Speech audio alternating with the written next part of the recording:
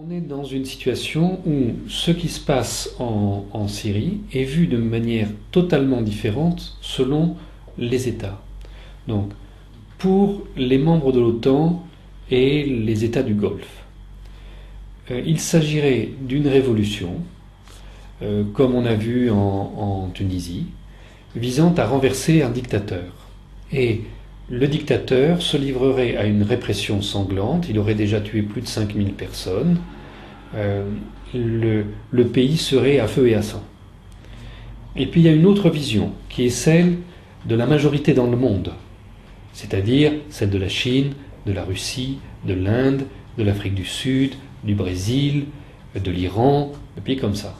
Donc ces États-là, eux, pensent que, au contraire, il y a un soutien populaire très important au gouvernement de Bachar el-Assad, mais que le pays fait l'objet d'une déstabilisation de la part d'éléments armés qui viennent de l'extérieur et qui livrent une guerre non conventionnelle, à la manière dont on avait vu une guerre non conventionnelle au Nicaragua ou en Irak dans les années précédentes.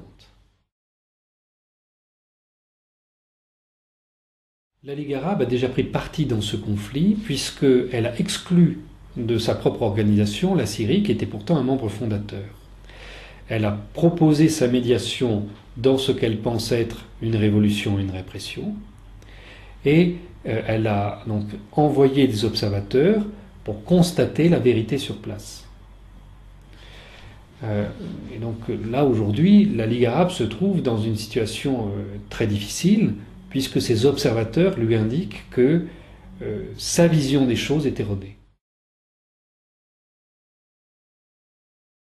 Les observateurs, ils viennent de tous les États membres de la Ligue arabe, sauf le Liban qui a finalement eu peur d'envoyer ses observateurs. Et ce sont des gens divers, avec des points de vue personnels et des formations très différentes. L'idée qu'on puisse manipuler tous ces gens à la fois est en soi ridicule. La composition même empêche une manipulation. Ensuite, ces gens ont été choisis par la Ligue arabe dans l'optique qui était la sienne.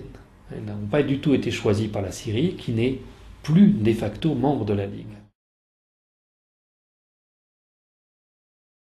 Eh bien parce que si ces observateurs font leur travail normalement, eh bien ils vont constater ce que le gouvernement syrien dit depuis longtemps et ce que toutes les personnes neutres qui se sont rendues sur place ont pu constater, qu'il y a un système de déstabilisation du pays avec des bandes armées qui viennent de l'extérieur, une guerre non conventionnelle qui est déjà effective, menée par les puissances occidentales dans ce pays, et qu'il n'y a pas du tout de soulèvement de masse et de répression. Alors, il y a bien à des endroits eu des manifestations contre le gouvernement, mais certainement pas dans les proportions qu'on nous dit, mais alors pas du tout. Hein. Par exemple, l'autre jour, on annonçait une manifestation de 250 000 personnes à Homs, alors que les gens qui étaient sur place disaient qu'il y avait entre 3 et 4 000 personnes à cette manifestation. Donc il y a un effet de déformation qui est complet.